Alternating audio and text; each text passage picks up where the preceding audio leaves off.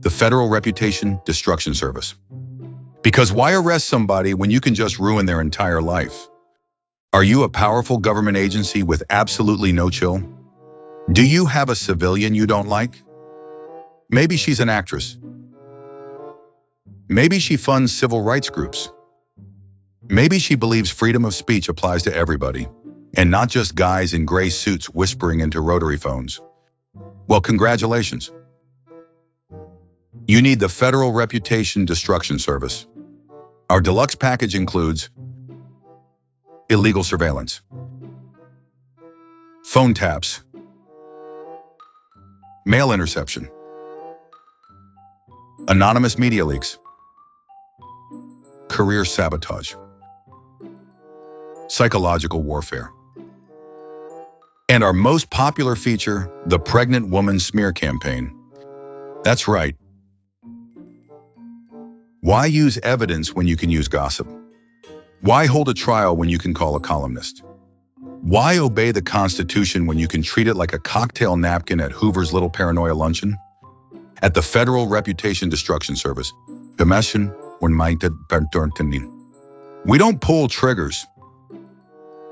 We just plant stories, ruin lives, break minds, and let the newspapers do the dirty work.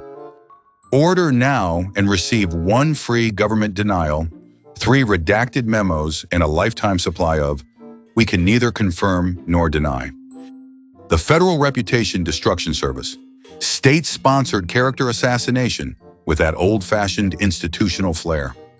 Side effects may include public disgrace, nervous breakdowns, wrongful suspicion, historical shame, congressional investigations, and your agency looking like a bunch of paranoid creeps 50 years later.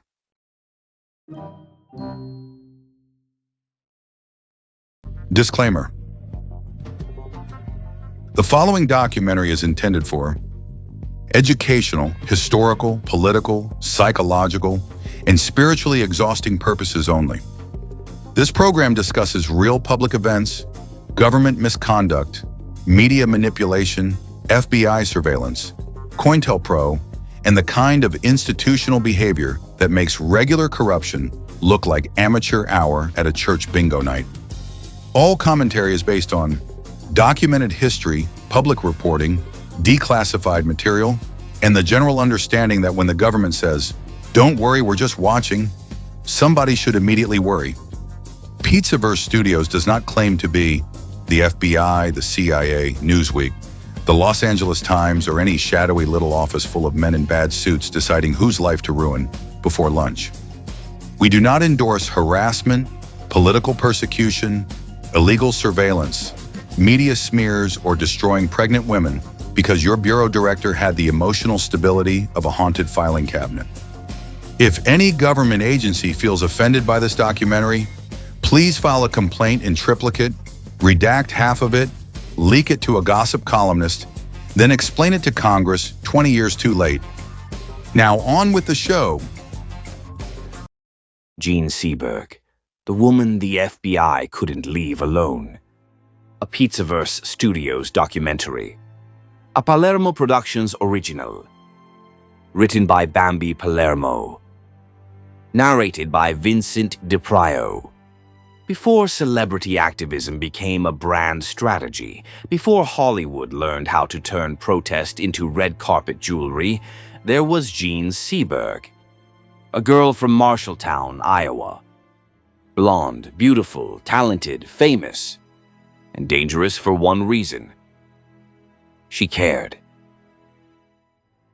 Not fake cared, not publicity cared, not let me post a picture and call myself brave cared. She actually opened her wallet, stood beside black activists, and believed the American government should not treat civil rights like a criminal conspiracy. And for that, the machinery came for her. Not with a gun. Not with a trial. Not with charges. With whispers. With surveillance. With a planted lie. With the press acting like a rented getaway car. This is not just the story of a movie star who died young. This is the story of what happens when a government decides a woman's empathy is a threat. The Girl from Marshalltown. A celebrated cinematic icon was found dead in the back of a sweltering Parisian car, the final casualty of a ruthless state-sponsored conspiracy. When she dared to fund the civil rights movement, FBI Director J. Edgar Hoover unleashed the full destructive power of the American intelligence apparatus against her. The government weaponized dirty media to plant a fabricated, vicious smear designed to completely obliterate her reputation and shatter her mind. This calculated psychological warfare forced her into premature labor, killing her newborn infant and ultimately driving her to a highly suspicious demise. Her harrowing fate remains the ultimate proof of how a corrupt establishment can execute a civilian without ever pulling a trigger. The tragedy of Jean Seberg did not begin in a Parisian car in 1979. It began in Marshalltown, Iowa in 1938. Marshalltown was the quintessential American heartland. It was a place of vast cornfields, strict Protestant values, and unyielding conformity. The kind of town where everybody knew everybody, gossip traveled faster than weather reports, and anything remotely unconventional got treated like somebody just sacrificed a goat in the church parking lot. This was Middle America in its purest form. Order. Routine. Patriotism. And quiet social pressure strong enough to flatten individuality like a steamroller running over wet cement. Jean was born into a respected middle-class family. Her father was a pharmacist. Her mother was a substitute teacher. By all outward appearances, Jean was the perfect product of this environment. She was blonde, blue-eyed, and effortlessly beautiful. Not movie star beautiful yet. Just naturally striking in that old-school Midwestern way where people looked at her and immediately started planning what kind of respectable future she was supposed to have. She was a cheerleader, a good student, polite, soft-spoken, the kind of girl adults pointed at during church picnics while saying things like, "Now this's a proper young lady." But beneath the pristine all-American exterior, a quiet rebellion was taking root. Marshalltown was segregated, deeply conservative, rigid in its social expectations. But Jean possessed something that would eventually make her dangerous to powerful people: empathy. Real empathy. Not performative empathy. Not cocktail party empathy. Not the kind celebrities fake when cameras show up and suddenly everybody wants to save the world for 45 minutes before heading back to a Beverly Hills mansion with imported candles and 6 bathrooms. Jean actually cared. At the age of 14, long before activism became fashionable in Hollywood circles, she quietly joined the NAACP. That detail matters. A lot. Because history likes to pretend Jean Seberg's political awakening happened later after Paris, fame, intellectual salons, and European radicalism. But that's not true. The roots were already there in Iowa. She looked at racial divisions in her town and instinctively felt something was wrong. Not politically inconvenient. Not socially awkward. Wrong. That moral instinct would define her entire life and eventually destroy it. Jean was growing up during a period in American history where conformity was treated almost like a sacred religion, especially for women. Especially in small towns. Independent thinking in young women was not encouraged. It was corrected. Women were expected to fit neatly into pre-approved molds, smile nicely, Marry appropriately. Keep controversial opinions to yourself. And for the love of God, don't start questioning the racial structure of America unless you wanted the entire neighborhood looking at your parents like they accidentally raised a communist. But Jean possessed a stubborn internal compass. She could play the role society expected from her, but she could not fully believe in it. And that contradiction slowly grew larger inside her. The strange thing about small towns is they can create two kinds of people: the ones who never leave, and the ones who spend every waking second dreaming about escape. Jean belonged to the second category, not because she hated Marshalltown, but because something inside her understood she would suffocate there. There are people born with a quiet understanding that the world around them is too small for their mind. Jean had that understanding early, and then Hollywood arrived. Or more accurately, Hollywood came looking for fresh meat. In 1956, director Otto Preminger launched a massive nationwide talent search to find an unknown actress to portray Joan of Arc in his upcoming film, St. Joan. Preminger was one of the most powerful directors in Hollywood. Brilliant, respected, cultured, and by many accounts an absolute tyrannical nightmare wrapped in expensive suits and European arrogance. The man had the emotional warmth of a prison floodlight. Over 18,000 young women auditioned. 18,000! That's basically an entire army of hopeful girls standing in line for a chance to have their self-esteem professionally destroyed by Hollywood executives smoking cigarettes indoors like malfunctioning factory chimneys. And out of all of them, Otto Preminger chose Jean Seberg, a 17-year-old girl from Marshalltown, Iowa. Overnight, her life detonated. One minute she was a teenager in the Midwest. The next she was international news. Photographers. Magazine covers. Interviews. Press conferences. Studio publicity machines. The whole giant Hollywood circus rolled into town, scooped her up, powdered her face, shoved her under giant lights, and announced to the world, "Here's your new star." But Hollywood never really cared about Jean Seberg, the person. Hollywood cared about Jean Seberg, the product. And products are disposable. That's the ugly secret underneath the glamour. The studio system built stars the same way factories built automobiles. Assembly line style. Polish them, package them, sell them, replace them. And if one breaks down, throw another pretty face into the machine.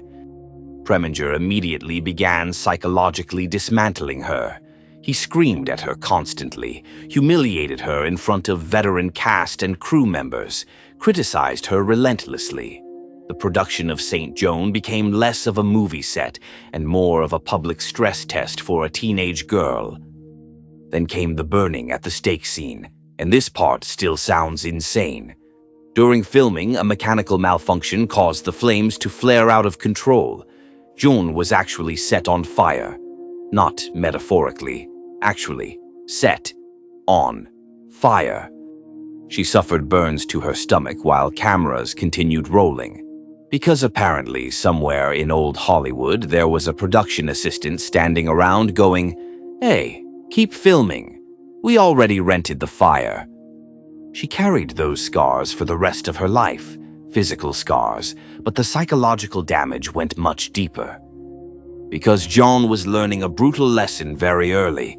The entertainment industry will consume you alive if it thinks the shot looks good enough. Then the movie came out, and the critics slaughtered her. Not Preminger, not the production, her, the teenager. They mocked her acting, her voice, her presence, her inexperience. The same machine that had built her up as Hollywood's next great discovery immediately joined the feeding frenzy, tearing her apart. America loves building idols almost as much as it loves publicly destroying them. That cycle never changes. Build them, celebrate them, overexpose them, destroy them, then pretend everybody had nothing to do with it afterward. Jean Seberg learned that lesson before she was even old enough to legally drink. The humiliation was catastrophic, but something inside her refused to fully collapse. A lesser person might have disappeared completely. Jean didn't. Instead, she began slowly drifting away from America itself. Not physically at first, mentally, emotionally, spiritually. Because the deeper she moved into Hollywood culture, the more she realized America demanded a kind of submission she was unwilling to give. Smile for cameras, play the role, stay politically quiet, don't challenge power, don't ask difficult questions. And most importantly, never mistake celebrity for freedom. Jean Seberg was beginning to understand something terrifying. The spotlight is not protection. Sometimes it's just a brighter target. Hollywood finds its sacrifice. By the late 1950s, Jean Seberg had already learned one of the ugliest truths about American fame. The public loves innocence right up until innocence becomes inconvenient. Hollywood had discovered her, built her, marketed her, and then publicly humiliated her before she was even emotionally equipped to defend herself. Most people never recover from that kind of pressure, especially not teenagers. But Jean Seberg was not built like the Hollywood executives expected. Instead of fully submitting to the studio machine, she became increasingly restless. The criticism hardened her. The humiliation sharpened her instincts. And underneath the glamorous magazine covers and studio publicity photos, something dangerous was beginning to grow. Disillusionment. Jean had entered Hollywood believing movies were art. What she discovered instead was an industrial system powered by ego, control, money, and psychological exploitation. The fantasy factory wasn't magical. It was mechanical. And once the cameras stopped rolling, the machinery behind it looked cold enough to refrigerate meat. Otto Preminger remained at the center of this storm. Preminger had essentially constructed Jean's public identity from scratch. But his methods bordered on psychological warfare. He believed actors needed to be emotionally dismantled to produce authentic performances, which is a fancy artistic way of saying, the guy treated people like emotional furniture and called it genius. Jean became trapped in a deeply toxic dynamic. She desperately wanted validation from the very man systematically damaging her confidence. That contradiction is important, because it would repeat itself throughout her life. Powerful institutions would hurt Jean Seberg, and part of her would still hope they might eventually show compassion, because it would repeat itself throughout her life. Powerful institutions would hurt Jean Seberg, and part of her would still hope they might eventually show compassion. That compassion never came. After St. Joan collapsed critically and commercially, Hollywood turned vicious almost immediately. The press framed Jean as a failed experiment. A nobody from Iowa who had been handed stardom and supposedly couldn't handle it. The industry always does this. When executives gamble millions on somebody and it fails, they rarely blame themselves. They blame the person they chewed up. Suddenly, every article carried a subtle undertone of mockery. Critics dissected her appearance, her voice, her mannerisms, even her intelligence. Which is always fascinating, considering half the people writing those columns probably needed 3 bourbons and a secretary just to spell cinematography correctly. Jean was becoming a national punchline before she had fully become an adult, and the pressure never stopped. Preminger cast her again in Bonjour Tristesse in 1958. Another prestigious production. Another attempt to rehabilitate her image. But the emotional damage was already there. Jean later admitted the period left her emotionally devastated. She began suffering panic attacks. Self-doubt consumed her. The constant public scrutiny created an atmosphere where she no longer trusted her own instincts. And this is where the deeper tragedy begins taking shape. Because Jean Seberg's vulnerability did not come from weakness. It came from sensitivity. She absorbed emotional pain intensely. Criticism didn't slide off her. It embedded itself inside her nervous system. That quality made her compelling on screen. It also made her catastrophically vulnerable to institutional cruelty later. Hollywood in the 1950s was not designed for emotionally complex women. Studios preferred actresses who could remain marketable decorations. Smile. Pose. Read the lines. Stay quiet politically. And above all, never make powerful men uncomfortable. Jean increasingly failed at all of those expectations. She was curious, intelligent, independent.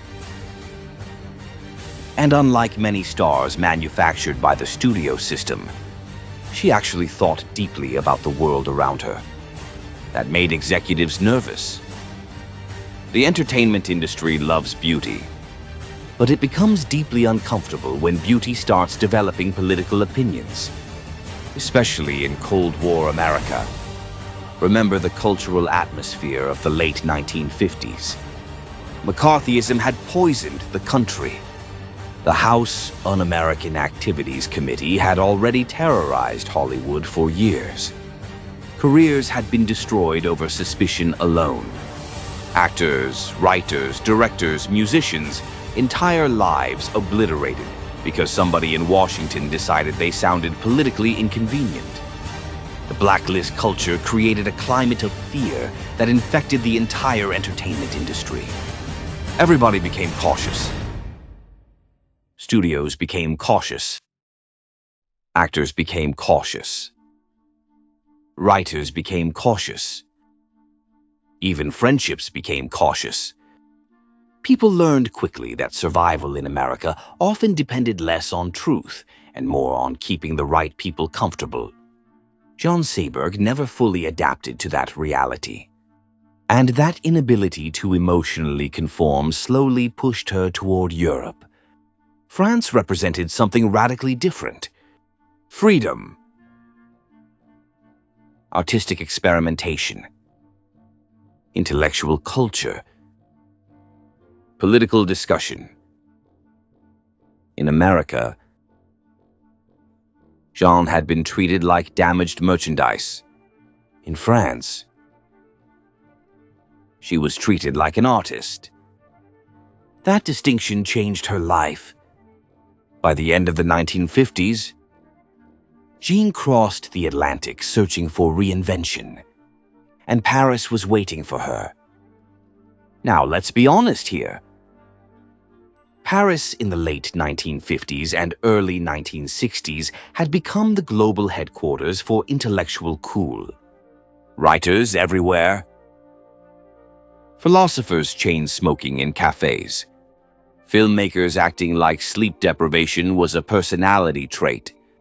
Everybody wearing black turtlenecks while discussing existentialism like they personally invented sadness. And somehow, Jean Seberg fit perfectly into it, because for the first time in her life, she found an environment that valued her mind as much as her appearance. That mattered deeply to her. In America, she had been packaged. In France, she became human again. Then came Breathless. Jean-Luc Godard's revolutionary 1960 masterpiece, À bout de souffle. The film that changed everything. Godard belonged to the French New Wave, a movement that completely shattered traditional filmmaking conventions. The French New Wave rejected polished Hollywood artificiality. They wanted realism, improvisation, natural lighting, jump cuts, messy humanity. And Jean Seberg became its accidental queen. Walking through Paris selling copies of the New York Herald Tribune with her cropped pixie haircut and striped shirt, she created one of the most iconic images in cinema history. Effortless, cool, modern, rebellious. Suddenly, the same woman Hollywood had mocked became an international symbol of sophistication. America had rejected her, Europe canonized her. And somewhere inside Jean Seberg, a dangerous realization began taking shape. Maybe the people who claimed authority over culture weren't nearly as intelligent as they pretended to be. Maybe the institutions deciding who deserved praise and punishment were built on ego instead of truth. Maybe the entire machine was fraudulent. Once a person starts recognizing that hypocrisy, they become difficult to control. And Jean Seberg was becoming very difficult to control. Because Paris did more than revive her career. It expanded her political consciousness. The cafes, the artists, the intellectual circles, the anti-colonial debates, the conversations surrounding racism, imperialism, and civil rights. Jean absorbed all of it. Meanwhile, America continued broadcasting images of segregation, violence, and police brutality across television screens worldwide. And from Europe, America suddenly looked very different. Not like the noble democratic fantasy sold in patriotic speeches, but like a deeply divided empire trying desperately to hide its own contradictions. Jean saw those contradictions clearly. And unlike many celebrities, she refused to pretend she didn't. That refusal would eventually place her directly in the crosshairs of the most powerful intelligence apparatus on Earth. But first, Jean Seberg was about to become one of the most recognizable women in the world. And the FBI was quietly beginning to notice her name. France makes her immortal. By the early 1960s, Jean Seberg had escaped the American studio machine physically, emotionally, and spiritually. And Europe transformed her. Not into a safer person, into a more dangerous one. Because Hollywood had nearly destroyed her confidence, Paris rebuilt her identity. The difference between the two environments was enormous. In America, Jean had been treated like a fragile product that malfunctioned under pressure. In France, she was treated like an intellectual equal. That kind of validation changes people. Especially people who spent years being publicly humiliated by an industry that mistakes cruelty for professionalism. Paris, in the early 1960s, was exploding culturally. The city felt electric. Painters, poets, political theorists, filmmakers, students, revolutionaries. Everybody arguing philosophy at 2 a.m, while cigarette smoke floated through cafes thick enough to legally qualify as weather conditions. And Jean Seberg loved it. For the first time in her life, she found herself surrounded by people who valued conversation more than celebrity. The French New Wave filmmakers were not interested in polished Hollywood perfection. They wanted authenticity, imperfection, contradiction, humanity. That approach liberated Jean. And then came Jean-Luc Godard. Now Godard wasn't just a filmmaker. The guy was basically a cinematic anarchist carrying a camera. He wanted to dismantle traditional storytelling entirely. Hollywood made films that felt controlled and manufactured. Godard wanted movies that felt alive, unpredictable, raw. dangerous. And Jean Seberg became the perfect face for that revolution. In 1960, she starred opposite Jean-Paul Belmondo in Breathless, à bout de souffle, a film that completely detonated conventional cinema. Modern audiences sometimes forget how radical Breathless actually was. The jump cuts, the loose dialogue, the handheld camera work, the improvisational energy. It felt less like a movie and more like somebody accidentally captured real life while sprinting through Paris with a camera and nicotine addiction. And right at the center of it stood Jean Seberg, calm, detached, effortlessly magnetic. Walking down the Champs-Élysées selling copies of the New York Herald Tribune. Short blonde pixie haircut. Striped shirt. Cool beyond explanation. The image became immortal. Not movie star immortal. Cultural immortal. Jean Seberg stopped being merely an actress. She became a symbol. Modernity. Freedom. Rebellion. Bombings. Assassinations. Segregation. From overseas, America increasingly looked less like the shining democratic superpower it advertised, and more like a country emotionally at war with itself. Jean absorbed all of this. And unlike many celebrities, she didn't hide from it. That's important. Because most entertainers understand the unofficial arrangement. Smile for cameras. Collect the checks. Stay politically vague enough to avoid upsetting sponsors. Never threaten the people writing legislation, funding intelligence agencies, or controlling media narratives. Jean Seberg never fully learned how to do that. Partly because she was idealistic. Partly because she genuinely believed moral courage mattered.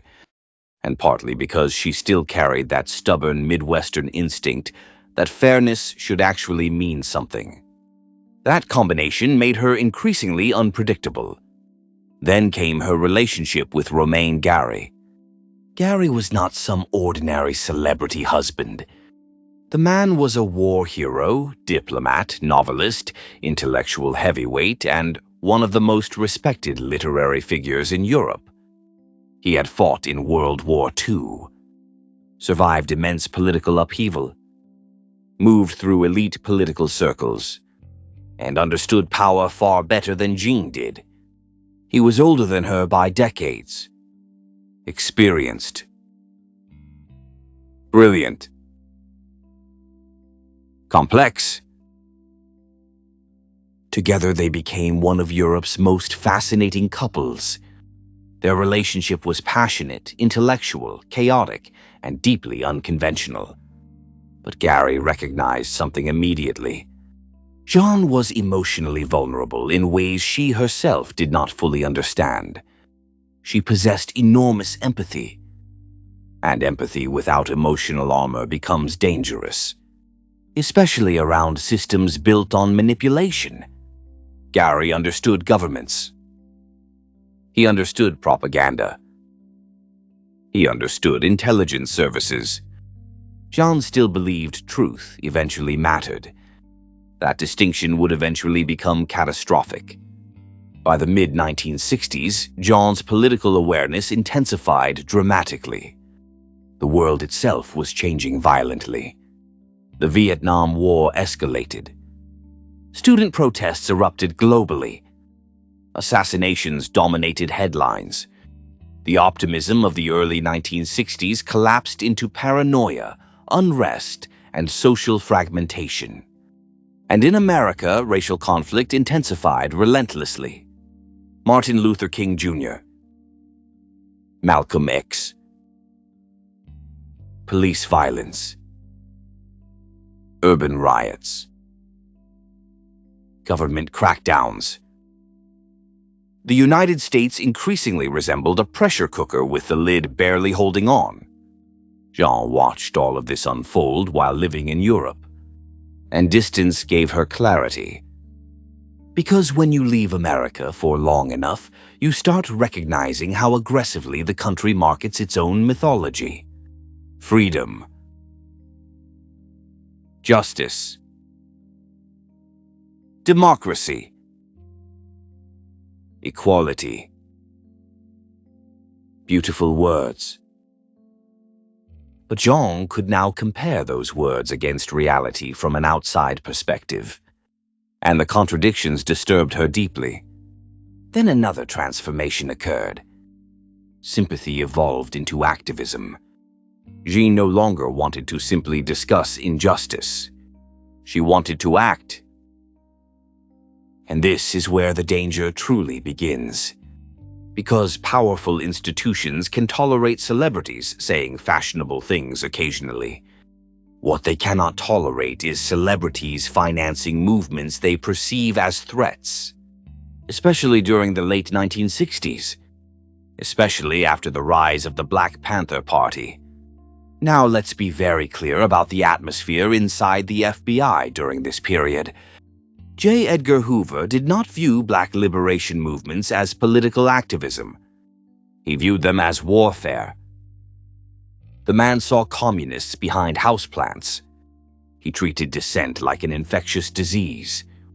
And the Black Panthers terrified him, not just because they carried weapons, but because they were building community infrastructure, breakfast programs, education initiatives, health clinics, political organizing. That frightened Hoover far more than slogans ever could, because organized communities become harder to control. And then Jean Seberg entered the picture. Beautiful. Famous. White.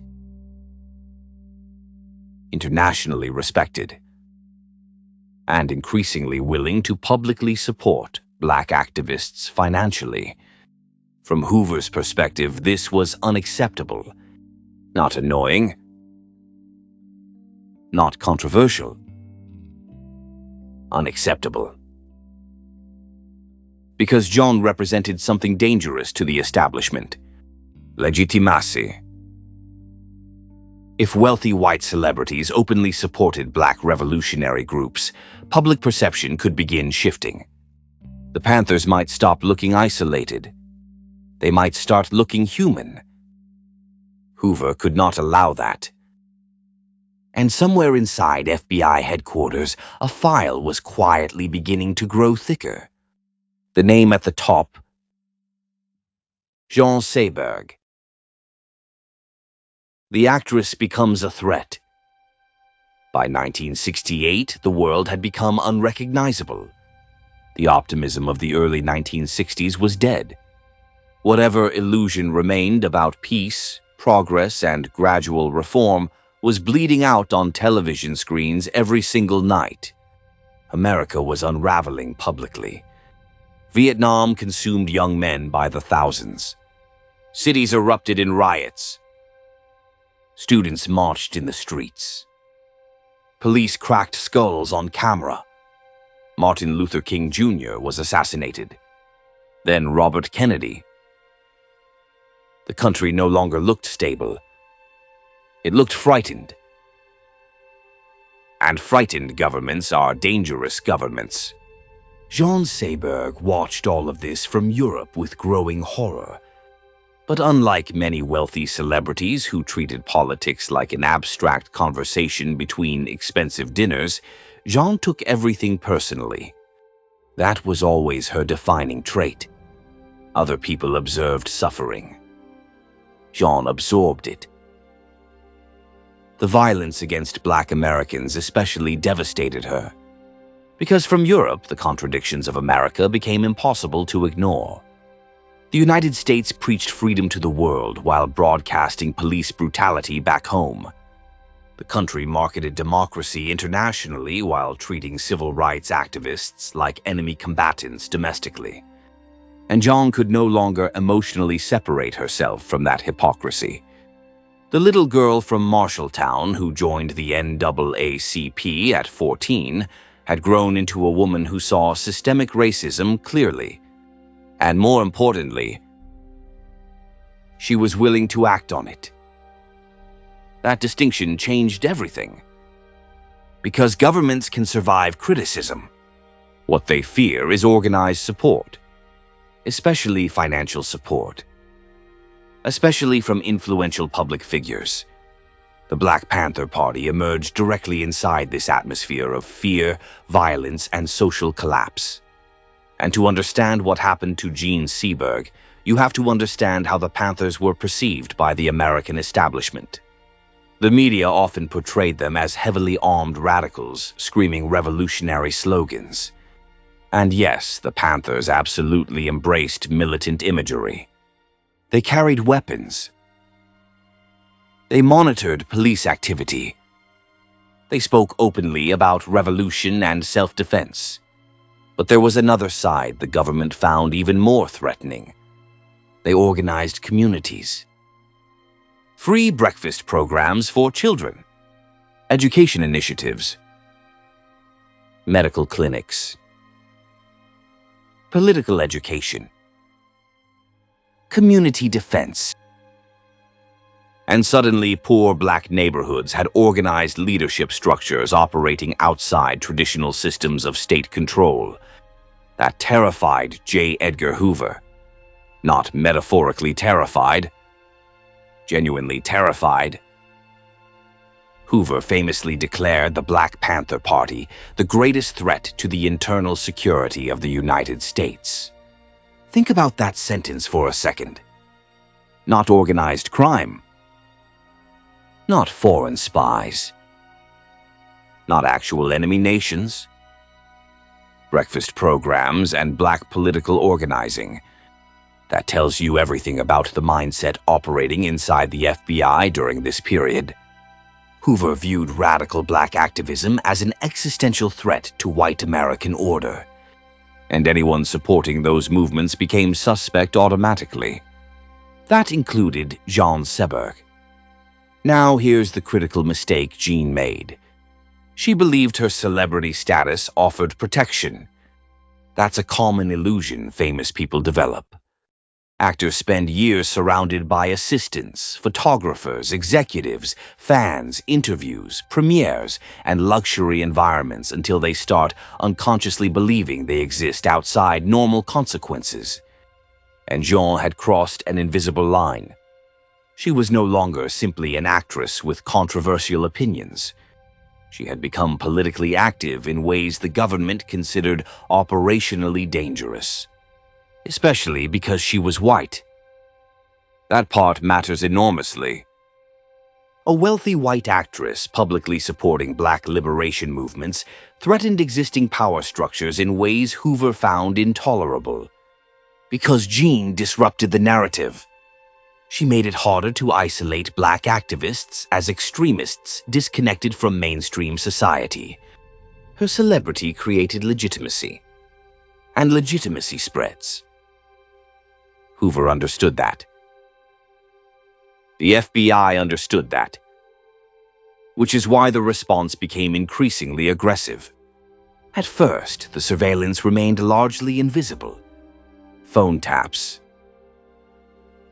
Mail interception. Monitoring. Agents following her. Information gathering. The standard COINTELPRO playbook. And Jean slowly began noticing things. Strange clicks on phone lines. Cars lingering outside residences. People appearing repeatedly in different locations. Mail arriving tampered with. Now imagine the psychological effect of this. You're already emotionally sensitive. Already publicly scrutinized. Already struggling with anxiety from years of fame and humiliation. And suddenly invisible forces begin circling your life constantly. The purpose wasn't simply intelligence collection, it was destabilization. COINTELPRO operations were specifically designed to create paranoia, confusion, fear, isolation, and emotional exhaustion. The FBI wanted targets emotionally compromised, and Jean Seberg was uniquely vulnerable to psychological pressure. Because unlike hardened political operatives, she still possessed a deeply emotional view of humanity. She could not emotionally process the idea that her own government might deliberately target her. That realization shattered something fundamental inside her. Meanwhile, the political climate in America continued deteriorating. 1968 became one of the most chaotic years in modern American history. Riots, assassinations, violence, mass protests. The Democratic National Convention exploding into televised police brutality. Trust in institutions collapsing everywhere. And inside this chaos, the FBI expanded COINTELPRO aggressively. Activists, journalists, civil rights leaders, anti-war organizers, student groups, Black liberation movements. Anybody challenging institutional authority became a target. But Hoover understood something else too. Public opinion matters. Destroying movements physically creates martyrs. Destroying reputations creates isolation. That became the real strategy. Psychological warfare, media manipulation, character assassination. And Jean Seberg was about to become one of the most infamous victims of that strategy in American history, because somewhere inside an FBI office, somebody realized they had discovered the perfect vulnerability. Jean Seberg was pregnant, and men who viewed politics like organized warfare immediately understood exactly how to weaponize it. Hoover opens the file. Inside the headquarters of the Federal Bureau of Investigation in Washington, D.C., J. Edgar Hoover sat at the center of one of the most powerful, unelected empires in American history. And Hoover did not think like a normal law enforcement official. He thought like a man permanently at war with invisible enemies. For nearly 5 decades, Hoover had transformed the FBI from a modest federal bureau into a sprawling intelligence machine operating with almost no meaningful oversight. Presidents feared him. Senators feared him. Journalists feared him. Hollywood feared him. Because Hoover collected information the way misers collect gold. Files. Recordings. Rumors. Personal secrets. Political intelligence. The man treated blackmail like an administrative filing system. And over time, nobody wanted to challenge him because everybody suspected Hoover already knew where the bodies were buried, sometimes literally. By the late 1960s, Hoover had become obsessed with what he viewed as internal subversion. Communists, civil rights activists, anti-war organizers, student movements, Black liberation groups, counterculture figures. Anybody challenging traditional American power structures became suspect automatically. Hoover did not distinguish between peaceful protest and violent revolution very carefully. To him, dissent itself often looked criminal, especially black dissent. And especially black dissent receiving support from wealthy white liberals. That combination infuriated him, because Hoover understood symbolism. He understood media optics. He understood that movements gain power when influential people legitimize them publicly. and Jean Seberg represented exactly that danger. Beautiful, famous, white, internationally respected, financially connected, and openly sympathetic to black activists. Inside Hoover's worldview, this was unacceptable contamination. Hollywood celebrities were supposed to entertain people, distract them, sell fantasy, not challenge state narratives, not finance political organizations, not publicly sympathize with groups the FBI considered hostile. Jean Seberg violated the unwritten rules. And once somebody violated those rules during Hoover's reign, the machinery activated. Quietly at first. That's the terrifying thing about institutional power. Most of the time, it doesn't arrive dramatically. No flashing lights, no official announcement, no giant villain speech while thunder crashes outside a government office window like some cheap crime movie. It starts silently. A file opened, a memo typed, a phone tapped, a name added to a watch list. And suddenly an invisible bureaucracy begins moving around your life like a shadow you cannot fully see. Jean never fully understood how large that machinery actually was. Very few people did. COINTELPRO, the counterintelligence program, had already expanded aggressively by this point. Officially, the FBI claimed these operations protected national security.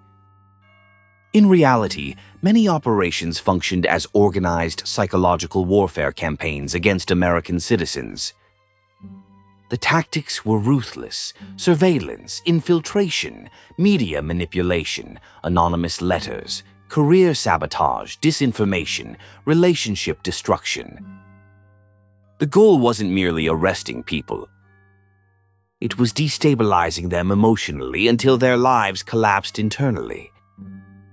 Hoover understood something deeply sinister. You don't always need to imprison a person physically if you can psychologically imprison them instead.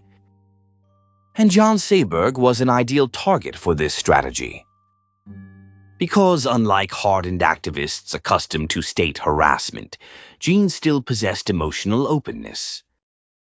She was not trained for covert warfare. She was an actress. Emotionally sensitive, publicly visible, and deeply vulnerable to shame. That last part mattered enormously. Shame became the weapon. Inside FBI offices, agents began compiling detailed reports about Jean's activities. Her donations, her relationships, her travel, her political associations. Every contact became suspicious. Every check became suspicious. The FBI monitored her interactions with Black Panther members closely. Now, historically, it's important to understand something here. There is no credible evidence Jean Seberg engaged in violent criminal activity. None. The FBI wasn't targeting her because she committed crimes. They targeted her because she symbolically challenged the racial and political boundaries Hoover wanted maintained. That distinction is critical. Because authoritarian systems often redefine political disagreement as security threats. Once that happens, constitutional protections begin evaporating rapidly. And Hoover believed himself above constitutional limitations anyway. The man treated civil liberties the way some people treat speed limit signs, annoying suggestions for other people. As surveillance intensified, Jean slowly realized something was wrong. The phones clicked strangely. Cars lingered nearby repeatedly. Conversations somehow traveled unexpectedly. Her privacy no longer felt private. And once a human being realizes they are under surveillance, something fundamental changes psychologically. You begin censoring yourself internally, second-guessing conversations, distrusting strangers, distrusting friends, distrusting silence itself. The FBI understood this effect perfectly. That's why psychological pressure mattered more than arrests. Fear isolates people. Paranoia exhausts people. Isolation weakens people.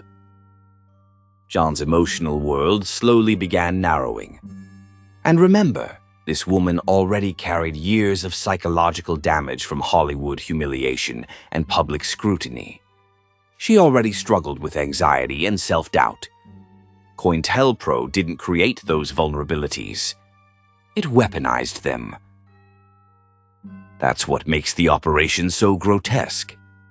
The government identified emotional fractures inside a civilian and deliberately widened them. And while all this unfolded invisibly, Jean continued publicly supporting civil rights causes. Still attending events. Still donating money. Still believing moral conviction mattered more than fear. That stubbornness impressed some people. It terrified others. Especially Hoover. Because Hoover believed dissent spreads socially. One influential public figure supporting radicals could inspire others. Hollywood mattered culturally. Celebrities mattered culturally. Jean Seberg's visibility gave political legitimacy to movements Hoover desperately wanted isolated and demonized. So the FBI escalated. And somewhere inside the Los Angeles field office, agents identified the perfect opportunity. Jean Seberg was pregnant. Pregnancy represented vulnerability, emotion, reputation, marriage, public morality. And in the hands of men operating like political gangsters with government credentials, vulnerability immediately became strategy. The operation that followed would become one of the most disgusting examples of state-sponsored psychological warfare ever inflicted upon an American civilian. Because the FBI no longer wanted merely to watch Jean Seberg. They wanted to break her publicly. And they were about to use the American media to do it. The smear. Inside the Los Angeles FBI field office, agents listened carefully as Jean Seberg's private life unfolded through illegal surveillance. Phone calls. Conversations.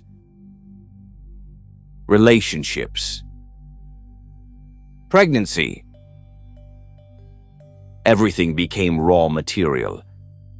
That's the disturbing thing about intelligence operations once they cross ethical boundaries. Human beings stop looking like citizens. They start looking like opportunities. By 1970, Jean Seberg was 7 months pregnant, emotionally exhausted, living under increasing psychological strain, still attempting to balance her collapsing sense of safety with her public life and political convictions. And inside the FBI, men were quietly discussing how to weaponize her pregnancy against her. Not metaphorically. Literally. The operation centered around FBI agent Richard Wallace Held. Held specialized in aggressive COINTELPRO tactics against black activists and political targets. And like many operatives inside Hoover's system, he approached human beings the way military planners approach enemy infrastructure. Emotionally. Coldly. Strategically. Held recognized immediately that Jean's pregnancy created the perfect pressure point. Pregnancy meant vulnerability, public visibility, moral judgment, media fascination, and most importantly, emotional devastation. The FBI already understood something critical about Jean Seberg. She was psychologically sensitive. Shame affected her deeply. Public humiliation affected her deeply. Isolation affected her deeply. which meant a carefully engineered smear campaign could inflict catastrophic emotional damage. And unlike prison sentences or criminal charges, psychological destruction leaves fewer fingerprints. That's what made COINTELPRO so terrifying. The system learned how to destroy people without technically destroying them. Held drafted a memo to FBI headquarters in Washington, D.C. Years later, the memo would become public through declassified government records. Reading it today feels surreal. Not because it sounds chaotic. Because it sounds bureaucratically calm. That's the real horror. Evil rarely sounds dramatic inside institutions. It sounds administrative. Professional. Measured. Like men discussing office furniture instead of somebody's nervous system. Held proposed planting a fabricated media story, claiming Jean Seberg's unborn child belonged not to her husband, Romain Gary, but to a Black Panther activist, specifically Raymond Hewitt. The cruelty of the strategy was multi-layered. First, the FBI understood America's racial climate perfectly. In 1970, interracial relationships still triggered massive public hostility throughout large parts of the country, especially involving white female celebrities. Second, the lie attacked John's marriage directly. Third, it attacked her reputation as a mother. Fourth, it associated her permanently with radical black militancy in the public imagination. And finally, it weaponized racist social attitudes themselves as tools of state punishment. That's the part people often miss. The FBI didn't merely exploit gossip. They exploited America's racial hatred deliberately. The government understood prejudice could function like a weapon if pointed carefully enough. Held's memo explicitly stated the goal was to embarrass Jean Seberg and cheapen her image publicly. Imagine that sentence for a second. Federal agents discussing the strategic destruction of a pregnant woman's emotional stability like they were planning a marketing campaign. No due process. No criminal charges. No evidence. Just institutional sadism dressed up in office language. Then the memo reached Hoover. And Hoover approved it. That matters historically. This wasn't some rogue field office improvising recklessly. The operation carried authorization from the highest levels of the FBI itself. Hoover added one particularly chilling instruction. Wait until John's pregnancy became publicly visible. He wanted maximum humiliation, maximum impact, maximum damage.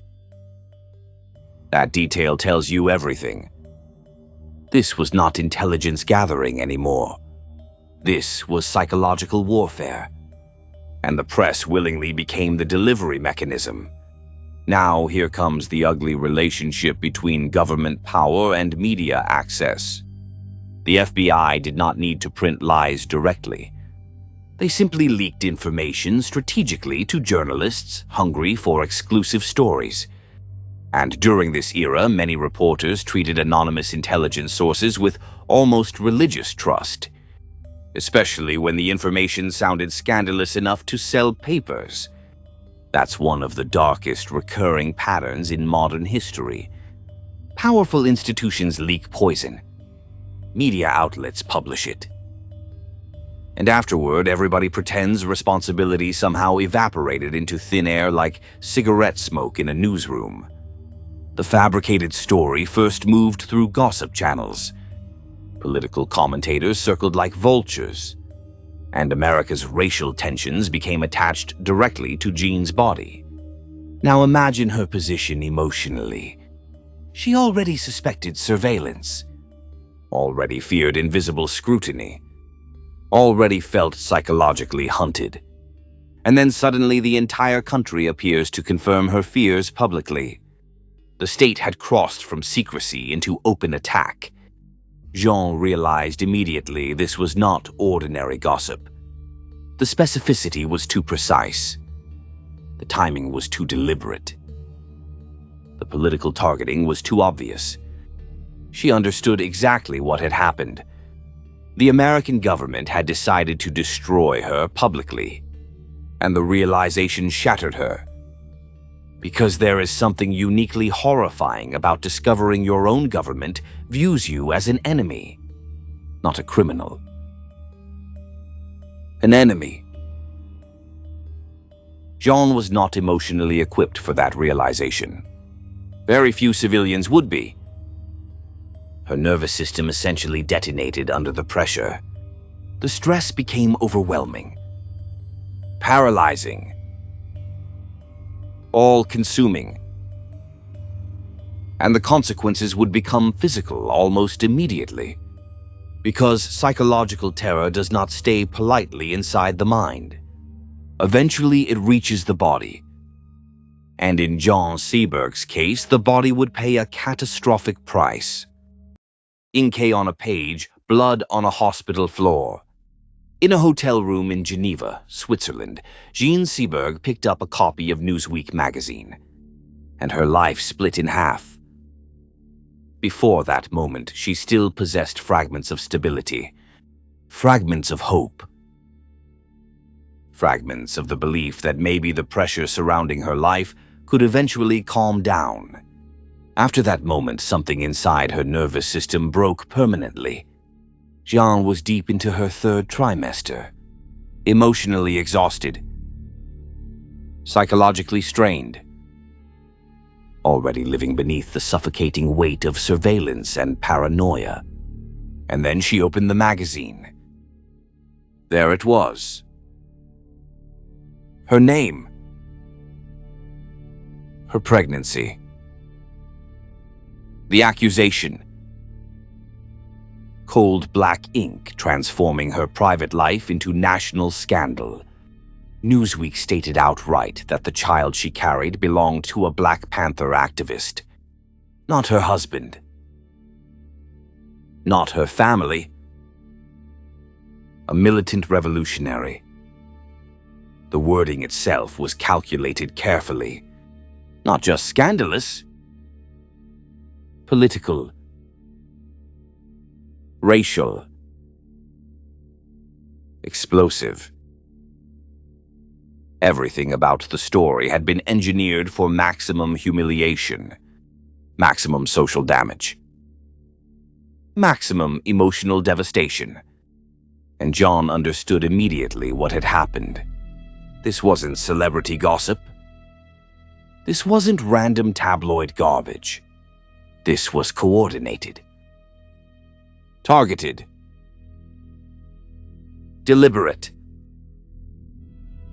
The FBI had moved from surveillance into active destruction. Now imagine that realization psychologically. You suspect you're being watched. You suspect your phones are tapped. You suspect powerful institutions are circling your life invisibly. And suddenly the entire national media confirms it publicly. That kind of realization doesn't merely upset somebody emotionally.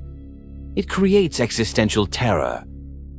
Because at that point, the victim understands something horrifying. There is nowhere left to hide. The enemy already controls the narrative. Jean stared at the article and immediately understood the scale of the machinery against her. She wasn't fighting gossip. She was fighting the American state itself. And unlike intelligence agencies, civilians have nervous systems. That's the difference. Government institutions can operate coldly, abstractly, strategically. Human bodies cannot. The body keeps score whether the mind wants it to or not. Jean's body reacted violently. Her heart raced uncontrollably. Blood pressure surged. Stress hormones flooded her bloodstream. Panic consumed her nervous system. For a heavily pregnant woman already under enormous emotional strain, the psychological shock became physically catastrophic. The trauma bypassed thought entirely. It hit the body directly. That's one of the darkest truths about psychological warfare. Eventually, it becomes biological. The state never needed to physically assault Jean Seberg. They simply weaponized terror carefully enough that her own nervous system did the damage internally. Shortly after reading the article, Jean went into premature labor. Violently. Suddenly, her body began rejecting the pregnancy under overwhelming stress. She collapsed in agony. Rushed to a hospital in Geneva while doctors scrambled to stabilize both mother and child. And somewhere inside FBI offices, men who viewed themselves as patriotic defenders of American order probably went home that evening feeling perfectly justified. That's the terrifying thing about bureaucratic cruelty. Most of the people involved never view themselves as villains. They convince themselves the target deserves it, that national security requires it, that history will understand later. Meanwhile, real human beings bleed. Jean's labor lasted hours. Exhausting. Terrifying. Her body fighting desperately against trauma already set in motion. Then, on August 23, 1970, she gave birth to a baby girl, Nina. Born nearly 2 months premature. Tiny. Fragile. Fighting immediately for survival.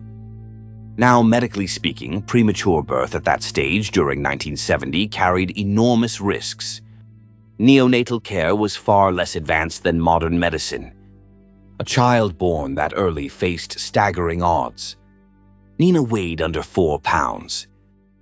Her lungs remained underdeveloped. Machines surrounded her immediately. Tubes. Wires. Incubators. The entire room transformed into a mechanical battlefield between life and death, and Jean sat there destroyed emotionally, staring through glass at her daughter struggling to breathe. Try to imagine the psychological reality of that moment. She knew exactly what caused this. Not hypothetically. Not philosophically. Directly. The smear campaign. The terror. The humiliation. The pressure. The surveillance. The government operation had moved from newspapers into a hospital crib. Ink on paper had become a dying child. For 2 agonizing days, Jean and Romain Gary remained beside the incubator, watching, waiting, hoping. And underneath all of it sat unbearable guilt. Victims of systemic abuse often blame themselves for surviving the abuse. Jean began blaming herself for the tragedy, for her activism, for her visibility, for her politics.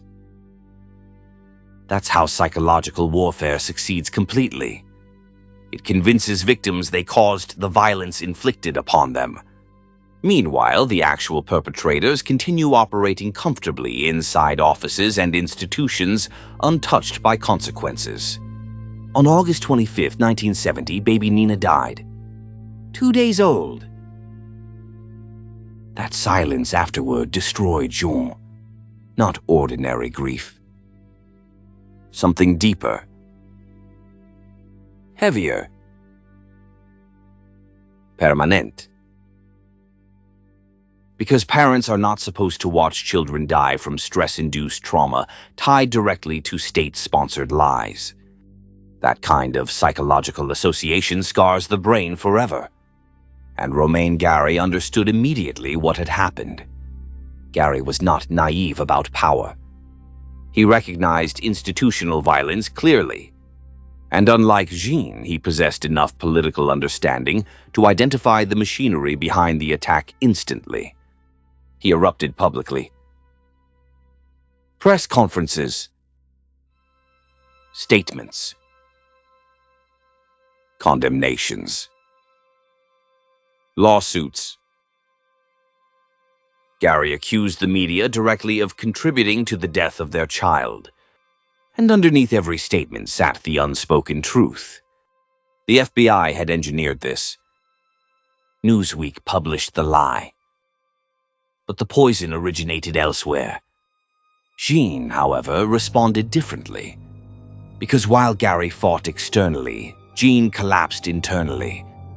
The trauma shattered whatever emotional stability she still possessed. And then she made a decision that stunned the world. A decision fueled entirely by grief, rage, and defiance. She refused to let her daughter disappear quietly. If the media wanted spectacle, Jean Seberg was about to force them to look directly at what they had done. The glass casket. Most people bury grief quietly. Jean Seberg weaponized hers. And honestly, good. Because by this point, the system had already crossed every moral line imaginable. The FBI planted the lie. The media spread it. The public consumed it. And now a child was dead. Yet somehow the institutions responsible still expected the entire tragedy to proceed politely and silently, like everybody was attending some respectable little ceremony where nobody mentions the obvious corpse in the room. Jean refused. And that refusal became one of the most devastating acts of public defiance in modern American celebrity history. After baby Nina died in Geneva, Jean made a decision that shocked nearly everyone around her. She would not bury her daughter quietly in Europe. She would bring her home. Back across the Atlantic. Back to America. Back to the very country whose intelligence apparatus had psychologically shattered her life. The symbolism alone was brutal. Jean was dragging the consequences of government psychological warfare directly into the American heartland. Marshalltown, Iowa. Cornfields. Churches. Conservative respectability. The same environment that raised her. The same environment the FBI claimed to protect. And now arriving in the middle of it all. A tiny coffin carrying the collateral damage of state-sponsored destruction. When Jean returned to Iowa, people barely recognized her. The bright-eyed teenager who once left Marshalltown chasing Hollywood dreams was gone. What came back looked emotionally hollowed out. She moved mechanically, spoke softly, eyes distant. The kind of grief that ages a person 10 years in 10 days had settled over her completely. And naturally, the press followed. Because the media never misses an opportunity to hover around tragedy, like raccoons around an overturned garbage can at midnight. Reporters descended on Marshalltown expecting scandal. Whispers. Humiliation. Celebrity disgrace. Instead, Jean Seberg prepared an execution.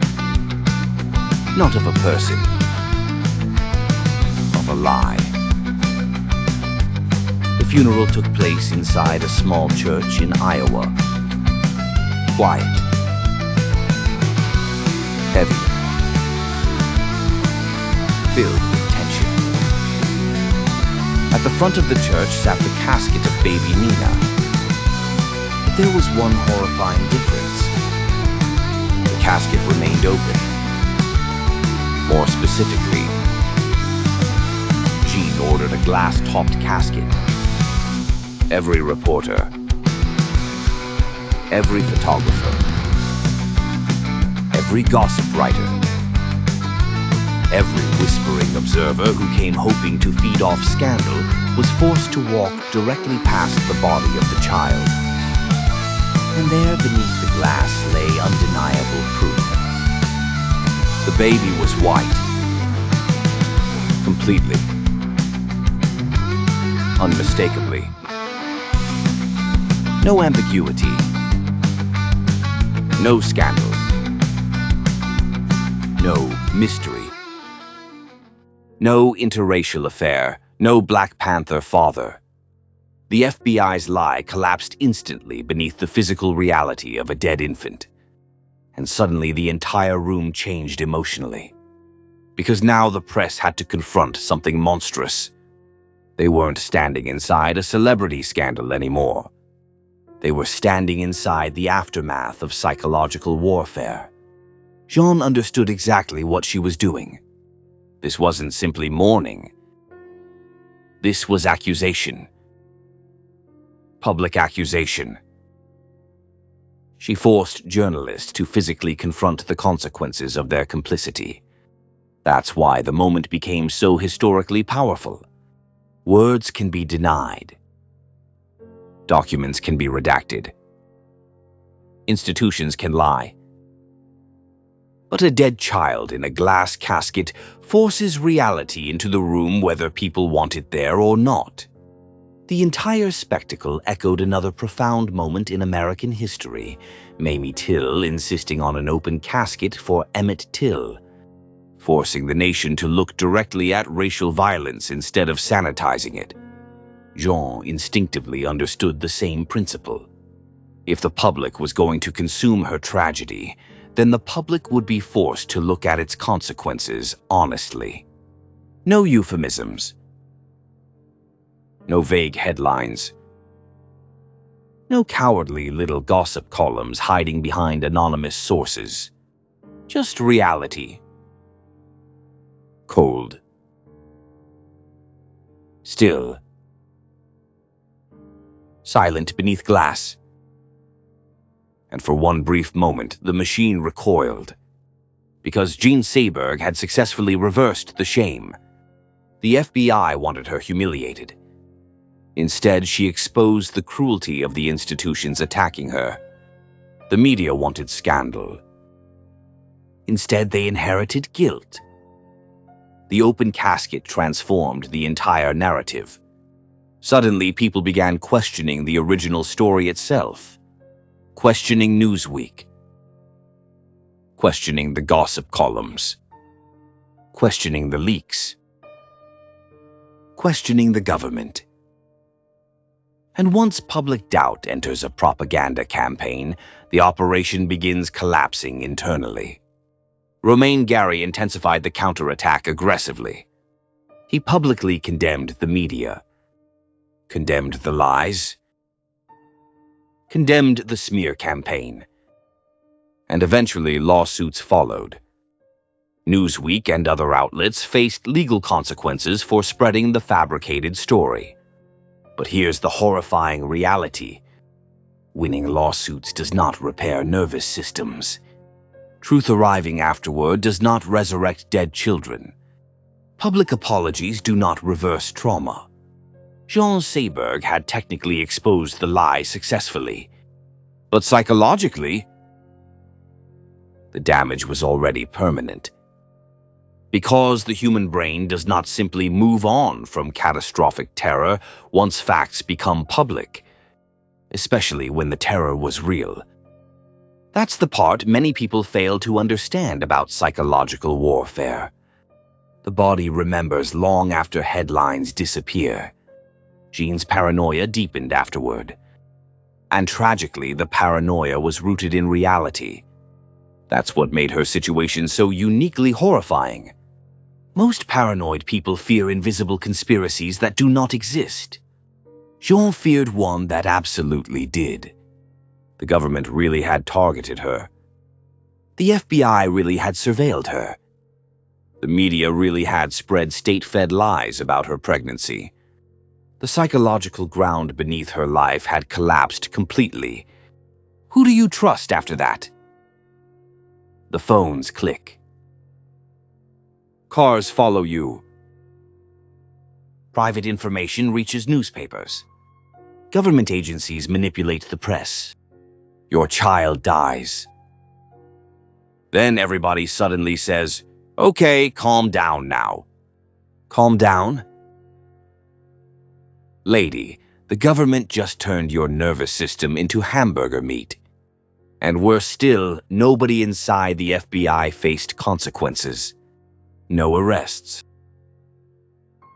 No dismissals. No meaningful accountability. Richard Wallace continued his career. Hoover remained Hoover. The machinery simply kept moving. That realization devastated Jean almost more than the smear itself, because she understood something terrifying. The truth did not matter enough to stop the system. You could expose everything publicly. You could prove the lie. You could bury a child in front of cameras, and the institutions responsible would simply absorb the scandal and continue functioning. That realization destroyed whatever remained of Jean Seberg's emotional safety, because now she understood fully.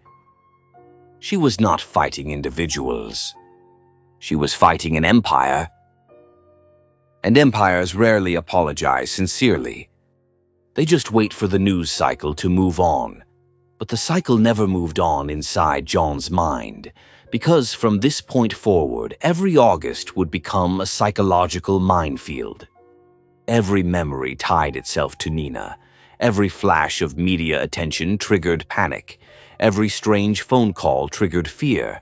And slowly, steadily, Jean Seberg began descending into the long, catastrophic, psychological collapse the FBI had engineered from the very beginning. The paranoia was real. After the funeral in Marshalltown, Jean Seberg returned to Paris carrying something heavier than grief. Certainty. Certainty that powerful institutions had invaded her life, manipulated the press, weaponized racism, and psychologically shattered her family. And once a human being reaches that level of certainty, the mind never fully relaxes again. That's the cruel genius of psychological warfare. Even after the operation technically ends, the victim continues living inside it. The interrogator eventually leaves the room, but the fear stays behind permanently. By the early 1970s, Jean's emotional world had become profoundly unstable. The FBI no longer needed constant active intervention. The damage had already rooted itself deeply inside her nervous system. And the tragedy was this. Jean's paranoia was justified. That distinction matters enormously, because history often lazily describes her as unstable, fragile, emotionally disturbed, or mentally ill without acknowledging the critical reality underneath all of it. She really was being watched. She really had been targeted. She really had been smeared by the government. The conspiracy was real. And when somebody survives prolonged institutional surveillance, the human brain changes permanently. Modern psychology understands this now far better than people did during Jean's lifetime. Constant surveillance creates hypervigilance. Hypervigilance rewires the nervous system. The brain becomes trapped in defensive mode continuously. Every noise becomes suspicious. Every stranger becomes suspicious. Every coincidence becomes suspicious. The body never fully exits survival mode. Jean began seeing patterns everywhere. Cars lingering too long. Unknown callers. Strangers recognizing her unexpectedly. People staring in cafes. And here's the horrifying part. Sometimes she was wrong, but sometimes she was absolutely right. That uncertainty is what destroys people psychologically. Because eventually the victim loses the ability to distinguish legitimate danger from imagined danger. The state had successfully contaminated Jean's relationship with reality itself. Her telephones became obsessions. She dismantled them repeatedly, searching for listening devices. Friends described her becoming increasingly withdrawn and fearful. She suspected people around her of informing on her. She struggled sleeping. Anxiety consumed her. Depression deepened. And unlike ordinary depression, Jean's suffering carried political architecture underneath it. Her pain wasn't abstract sadness floating mysteriously through her life. It had identifiable origins, named individuals, government memos, documented operations. That's what makes her story uniquely disturbing. Most people suffering paranoia eventually discover the fears were exaggerated. Jean eventually discovered the fears had been understated. Meanwhile, her professional life quietly deteriorated. Hollywood effectively blacklisted her without publicly announcing it. And honestly, that's how power works most efficiently, not loudly, quietly. The phone stops ringing. Scripts stop arriving. Meetings disappear mysteriously. People suddenly become busy. Nobody says, "We are destroying your career." They just collectively decide you've become inconvenient. And Jean Seberg had become radioactive. Studios feared controversy. Executives feared political scrutiny. Producers feared headlines. Hiring Jean meant inviting instability into projects. Not because she lacked talent, because the government successfully attached scandal to her identity permanently. The smear had technically been exposed as false, but public memory rarely works logically, especially when media narratives attach themselves emotionally. That's one of propaganda's greatest strengths. People remember accusations emotionally long after corrections disappear. The FBI understood that perfectly. Jean increasingly found herself isolated in Paris, professionally diminished, emotionally exhausted, and trapped inside recurring cycles of trauma every single year. Because August became unbearable, the anniversary of Nina's death transformed late summer into psychological torture. The heat, the light, the calendar itself, everything triggered memory. And trauma memories don't function like ordinary memories. They return physically. The nervous system relives them. Every August, genes spiraled downward. Depression intensified dramatically. Alcohol consumption increased. Medication increased. Suicide attempts began recurring almost ritualistically.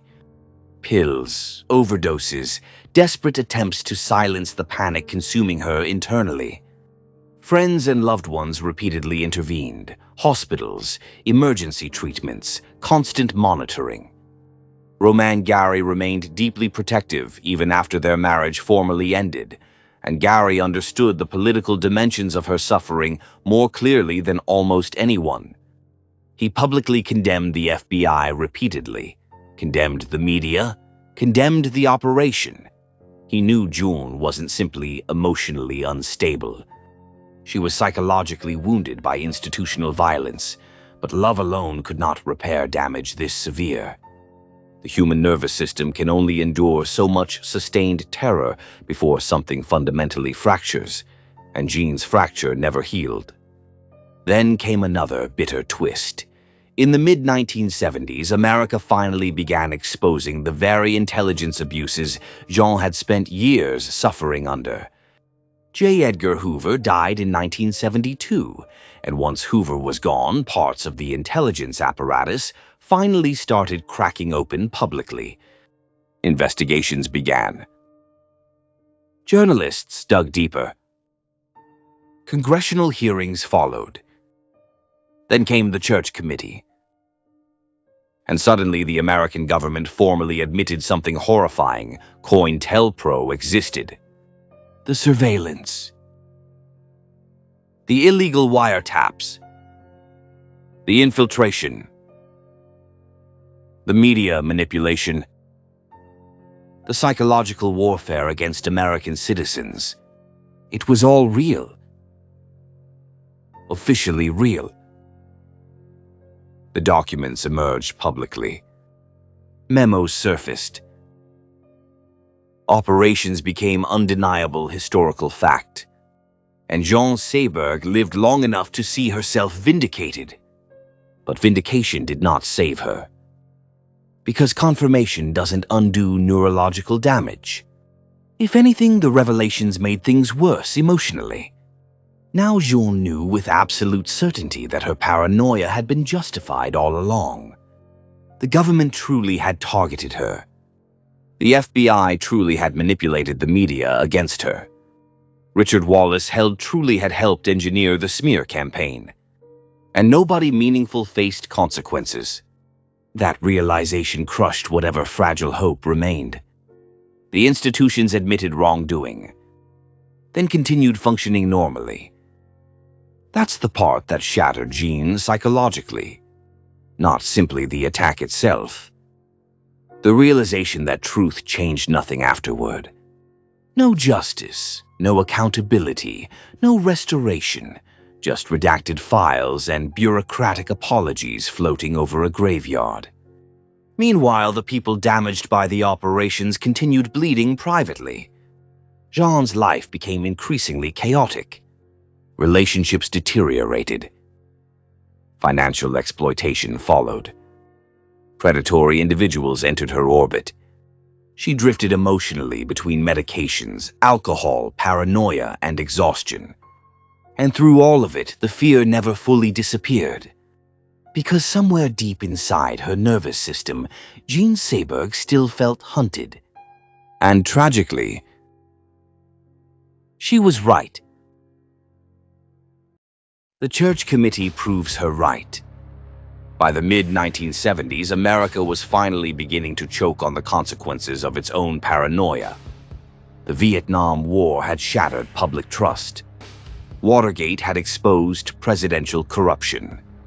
The media, for once, started asking questions instead of acting like unpaid interns for intelligence agencies. And deep inside Washington, D.C., cracks began forming in the fortress J. Edgar Hoover built. After Hoover's death in 1972, the FBI lost the terrifying central figure who had dominated American political life for nearly half a century. And once Hoover was gone, secrets started leaking out of the walls like sewage from a broken pipe. The public slowly began learning something horrifying. The United States government had been running covert operations against its own citizens for years. Not foreign enemies. Not spies. Americans. Civil rights leaders. Journalists. Students. Activists. Writers. Actors. Political dissidents. Anybody the government considered inconvenient. Then in 1975, the Senate formed what became known as the Church Committee. And once those hearings began, the illusion started collapsing publicly. Now imagine being Jean Seberg during this moment. For years, people treated her fears like emotional instability. For years, people whispered words like paranoid, fragile, disturbed. And suddenly the federal government itself stood there admitting, actually, yeah. The surveillance happened. The operations happened. The psychological warfare happened. The illegal monitoring happened. The manipulation happened. Turns out the crazy woman was reading from classified files before the public got access to them. That's the dark irony here. Jean Seberg spent years sounding irrational because the truth itself sounded irrational. And that's how abusive institutions survive. They behave in ways so extreme that victims appear unbelievable when describing them. The Church Committee exposed operation after operation. Illegal wiretaps, break-ins, media manipulation, smear campaigns, attempts to destroy marriages, attempts to provoke violence, attempts to psychologically destabilize targets. COINTELPRO stopped sounding like conspiracy theory. It started sounding like organized political sabotage with government salaries and retirement benefits. And there, buried among the revelations, sat Jean Seberg's case. The memos emerged publicly. Richard Wallace Held's proposal, Hoover's authorization, the deliberate plan to embarrass Jean and cheapen her image, cold bureaucratic language describing psychological destruction like men discussing office carpeting budgets. The documents proved everything. The FBI had intentionally weaponized the media against a pregnant woman. The state itself had helped engineer the smear campaign. Jean Seberg was vindicated publicly. But vindication is one of the most overrated words in the English language. Because vindication does not reverse trauma. It does not resurrect dead children. It does not repair nervous systems shattered by prolonged terror. And it certainly does not restore years stolen from a human life. That's the cruel joke buried inside institutional apologies. By the time the truth arrives officially, the damage is already permanent. Jean read the reports, saw the confirmations, saw the headlines acknowledging the existence of COINTELPRO. And emotionally, the revelations devastated her even further. Because now there was no room left for denial, no comforting ambiguity, no possibility she exaggerated events in her own mind. The government really had targeted her. The FBI really had surveilled her. The press really had cooperated. And the psychological collapse she experienced had roots in documented political operations. Imagine the horror of realizing your nervous breakdown was historically justified. Most people recovering from paranoia eventually learned they were wrong. Jean learned she hadn't been paranoid enough. And worse still, almost nobody responsible suffered meaningful consequences. That realization crushed her. Richard Wallace Held continued working within intelligence circles. Government institutions survived comfortably. Politicians moved on. News cycles moved on. America moved on. But Jean couldn't. Because the body doesn't operate on news cycles. Trauma doesn't disappear because senators held hearings and journalists suddenly discovered temporary moral courage. The nervous system remembers everything, and Jean's nervous system had become a permanent battlefield. Every strange noise triggered fear. Every unknown face triggered suspicion. Every August triggered collapse. The exposure of COINTELPRO didn't heal Jean Seberg. It trapped her permanently inside the certainty that her world had been destroyed intentionally. There's something psychologically unbearable about that kind of realization. Human beings can survive tragedy more easily than calculated cruelty. Accidents are easier to process emotionally. Institutional malice is different. Because then the victim must accept that other human beings deliberately engineered suffering strategically. Jean increasingly withdrew from public life. Depression deepened. Alcohol and medication became survival mechanisms. Relationships deteriorated. The woman who once symbolized youthful cool and cinematic freedom now drifted through Paris like a ghost, haunting her own memories. And meanwhile, America quietly repackaged itself. That's what nations do. They survive scandals through exhaustion. Wait long enough and people stop paying attention. Files get archived, memos get boxed away, television moves on. But individual victims remain trapped inside the aftermath forever. Jean Seberg never escaped the aftermath. Because even after the investigations, even after the documents, even after the admissions, she still woke up every morning inside the same damaged nervous system the FBI helped create. And by the late 1970s, the strain was becoming unbearable. The support systems around her weakened, friends grew exhausted, relationships fractured. The recurring suicide attempts intensified, and somewhere deep inside Jean Seberg's mind, a terrible conclusion slowly hardened. The system had already taken everything. Her child, her safety, her peace, her career, her ability to trust reality itself. All that remained now was exhaustion. And exhaustion can become deadly, especially when somebody spends nearly a decade living like a civilian casualty trapped inside a covert war nobody around them fully understands. By the summer of 1979, Jean Seberg was no longer simply depressed. She was running out of reasons to keep surviving, and Paris was about to become the final stage of the tragedy. The White Renault. By the summer of 1979, Jean Seberg was exhausted in ways most people could never fully understand. Not ordinary exhaustion, not stress, not burnout. This was the exhaustion of a human nervous system that had spent nearly a decade trapped in permanent survival mode.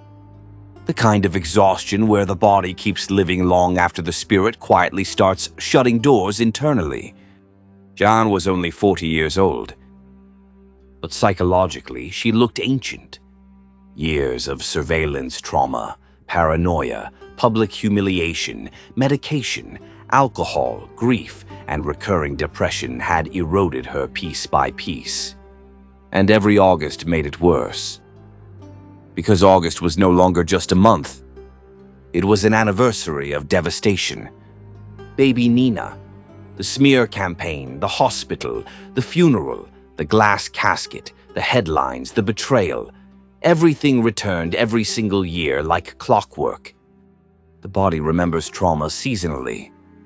That's something people didn't fully understand at the time. Light changes, heat changes, smells change, dates approach, and suddenly the nervous system starts reliving catastrophe automatically. For Jean Seberg, late summer became emotional quicksand. The closer August moved toward its end, the deeper she sank. Friends noticed it constantly. The depression intensified, the fear intensified, the hopelessness intensified. And unlike previous years, the support structures around her were weakening badly. People get tired. That's another ugly truth about long-term trauma. Even loving people eventually become exhausted trying to rescue somebody drowning psychologically year after year. Not because they stop caring, because humans have limits. And Jean had become incredibly difficult to save from herself. Paris during August 1979 felt heavy and oppressive. Hot, still, emotionally suffocating. Jean drifted through the city, increasingly detached from ordinary life. Friends later described her as distant, exhausted, disconnected, like somebody already halfway gone emotionally. And somewhere inside her mind, a final decision slowly hardened. She gathered what she needed carefully: a blanket, barbiturates, alcohol, and one terrible certainty: she no longer believed peace existed anywhere else. Now here's the part history always struggles with emotionally. People often ask whether Jean Seberg wanted to die. That question oversimplifies trauma catastrophically. Many suicidal people don't necessarily want death itself. They want silence, relief, an end to psychological torture. And Jean had been psychologically tortured for years. By the government, by the press, by paranoia, by memory, by grief, by the permanent destruction of trust. Eventually, the human mind reaches thresholds it can no longer carry. Late one evening near the end of August, Jean quietly left her apartment. No dramatic spectacle. No final cinematic monologue. No orchestra music swelling heroically while rain falls outside like some fake Hollywood tragedy. Real despair usually looks quiet, small, ordinary. That's what makes it terrifying. Paris continued moving around her normally. Cars passed. Cafes remained open. People laughed. Streetlights glowed. And somewhere in the middle of ordinary city life walked one of the most psychologically destroyed women of the 20th century, carrying enough pills to end her life. She headed toward her white Renault parked on Rue du Général Appert, a quiet Paris street, almost painfully ordinary. That detail matters. Because history-changing tragedies rarely happen in dramatic locations. Sometimes history ends in parked cars while the rest of the world keeps ordering dinner nearby. Jean climbed into the vehicle. And then,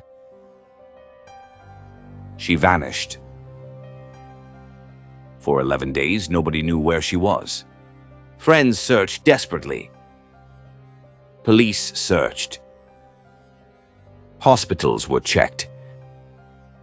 Hotels were checked. Psychiatric wards were checked. Nothing. Jean Seberg simply disappeared from Paris. And there's something almost unbearably ironic about that. For years, she had been one of the most heavily surveilled women imaginable. The government tracked her relentlessly when she wanted privacy. But once she disappeared for real, suddenly nobody could find her. The woman who could never escape observation while alive became invisible only when dying. Then, on September 8, 1979, the search ended. Police officers noticed a foul smell coming from a parked white Renault on Rue du Général Appert.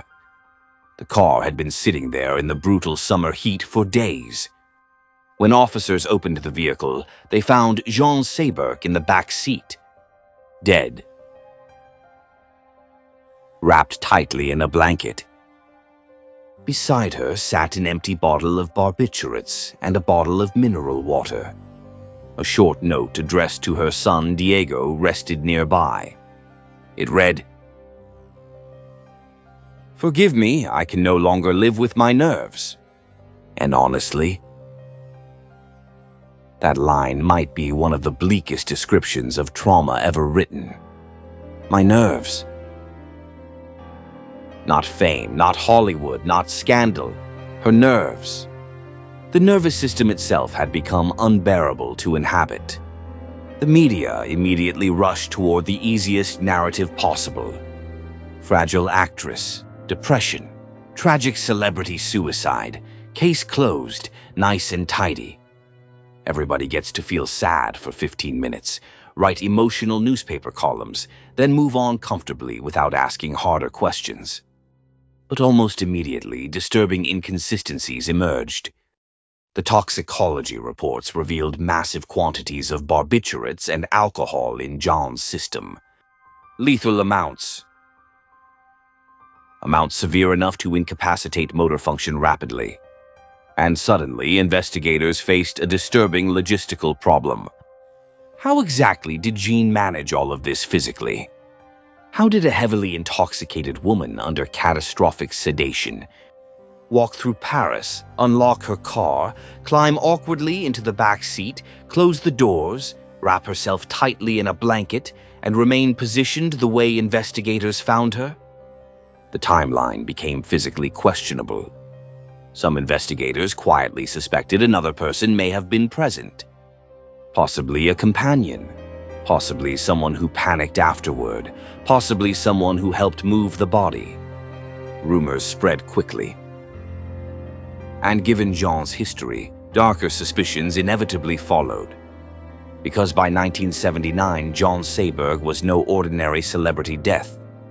She represented one of the most infamous victims of documented FBI psychological warfare. That reality changed how people interpreted everything surrounding her death.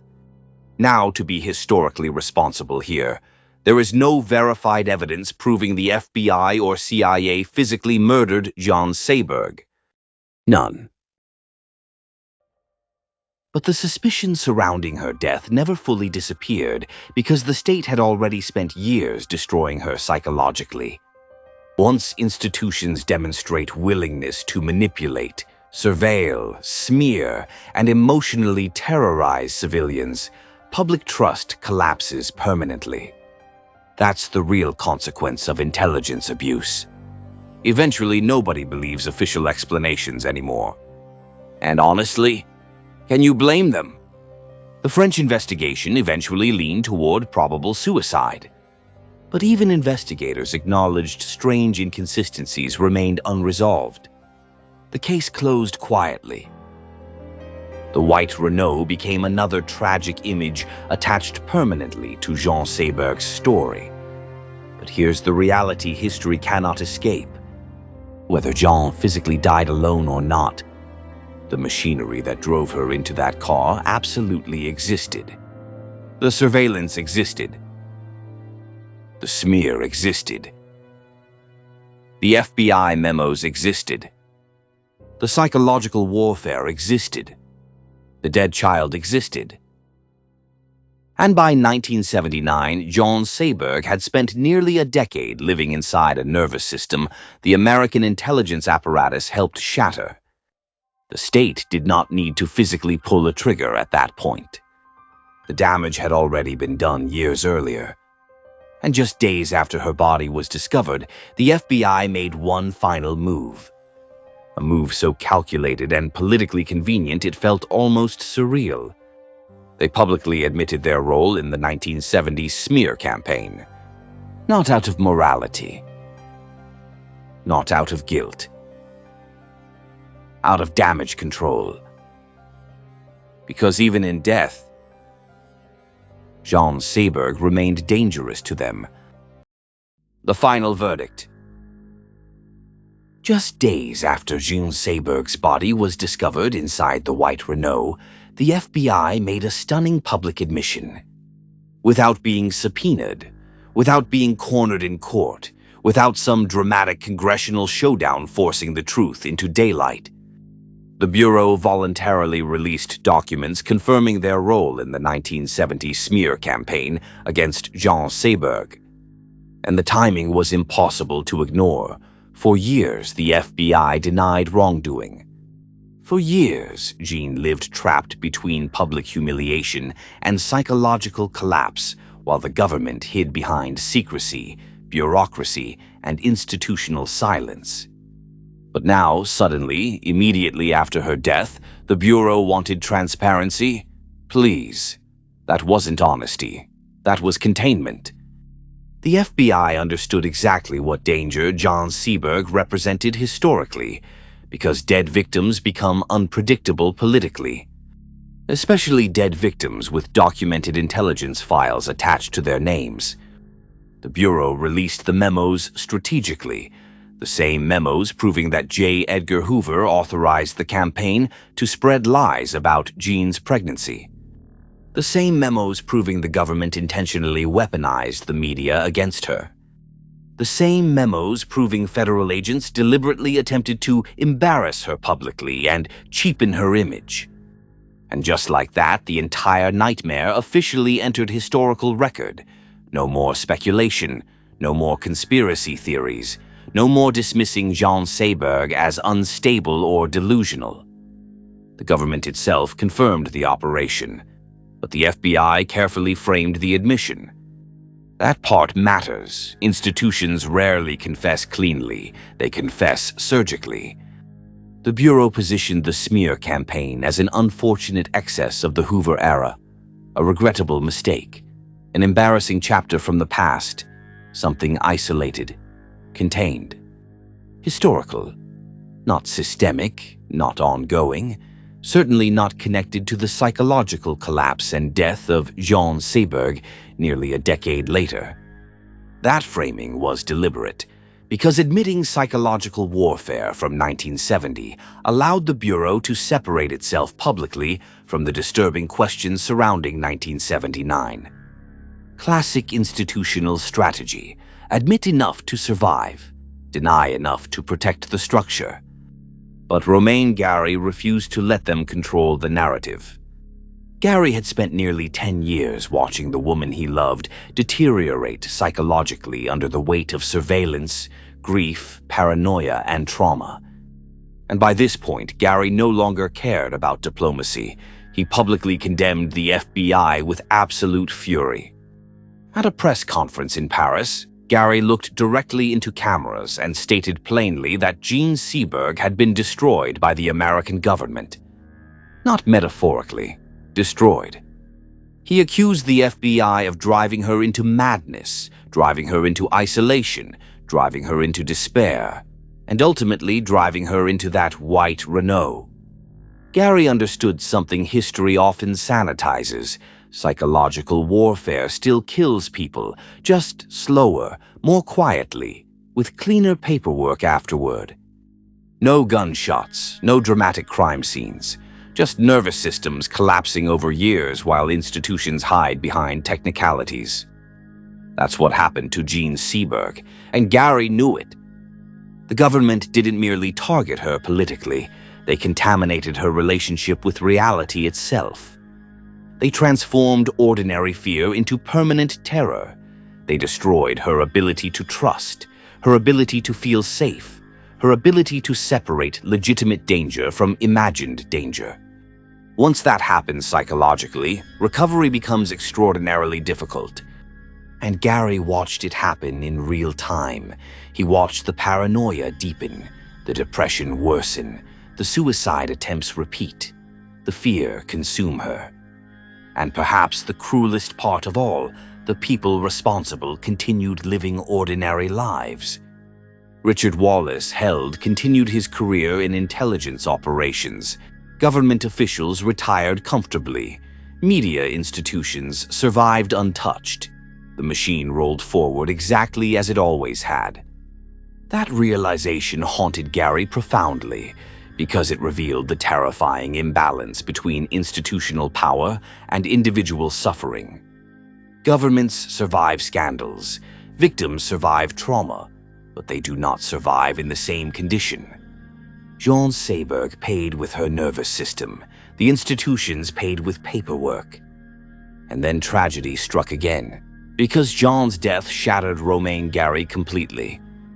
The man had spent years fighting invisible enemies, defending her publicly, watching her deteriorate, trying desperately to keep her alive emotionally, and eventually the grief consumed him too.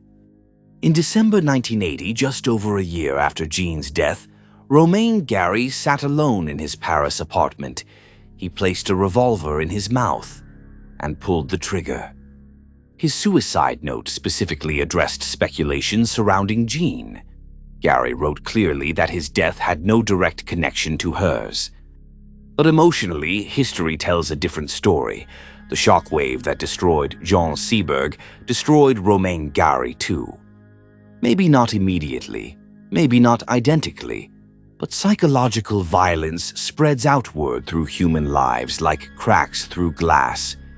One operation, one smear campaign, one act of institutional cruelty, and the damage keeps expanding for years afterward. That's why Jean Seberg's story matters so much historically, because it exposed something deeply frightening about modern power. The state realized it no longer needed traditional violence to neutralize threats. It could destroy reputations, manipulate media, induce paranoia, weaponize shame, and eventually let trauma finish the work privately. Cleaner politically, harder legally, more deniable publicly, Jean Seberg became one of the clearest examples of that strategy ever documented in modern American history. And honestly, that should terrify people far more than it does. Because the methods never really disappeared. Technology evolved, media evolved, surveillance evolved, but the fundamental machinery remained frighteningly similar. Discredit, isolate, humiliate, destabilize, destroy credibility first. The human mind often collapses afterward on its own. Jean Seberg's story was never just about Hollywood, or celebrity, or even the FBI alone. It was about what happens when institutions stop viewing human beings as citizens and start viewing them as obstacles. She was not a fragile actress destroyed by fame. She was a politically inconvenient woman, psychologically dismantled by an intelligence apparatus, operating without meaningful accountability. The white Renault on Rue du Général Appert was not where the story truly began. It was simply where the body was finally found. The real crime scene stretched across years, across newspapers, across wiretaps, across government memos, across hospital rooms, across the tiny glass casket of a dead child. Jean Seberg was not destroyed in one night. She was dismantled slowly, systematically, administratively. And that may be the most horrifying part of all, because monsters are easier to recognize when they scream. The truly dangerous ones wear suits, stamp documents, leak stories anonymously, and call it national security. Jean Seberg's life stands as one of the clearest warnings in modern American history about what happens when institutional power operates without moral restraint. A woman from Iowa believed empathy mattered, believed justice mattered, believed dissent mattered. And for that, the machinery turned toward her. Not with bullets, with pressure, with fear, with surveillance, with lies carefully planted into newspapers by men who would never have to look directly at the damage they caused. And decades later, the evidence remains undeniable. The memos existed. The surveillance existed. The smear existed. The trauma existed. The dead child existed. The government admitted enough of the truth to confirm the nightmare, but never enough to fully account for the destruction left behind. Jean Seberg's story is not ancient history. It is a blueprint. A warning about how easily institutions justify cruelty once people become politically inconvenient. A warning about media manipulation, about intelligence overreach, about psychological warfare disguised as patriotism, and perhaps most importantly, a warning about how dangerous it becomes when a government stops seeing dissenters as human beings. Jean Seberg was not weak. She was wounded. There's a difference. And history owes her the honesty of saying it clearly, because the state may not have physically pulled the trigger in Paris, but it spent years loading the weapon. If you made it this far, first of all, congratulations. You just survived 2 straight hours of FBI surveillance, media corruption, psychological warfare, institutional paranoia, emotional devastation, and enough government misconduct to make a congressional ethics committee start stress-drinking espresso at 8 in the morning. Welcome to the Pizzaverse. If you enjoyed this documentary, hit the like button, subscribe to the channel, and leave a comment below. Because history only survives when people refuse to let powerful institutions quietly sweep bodies under expensive rugs. And around here,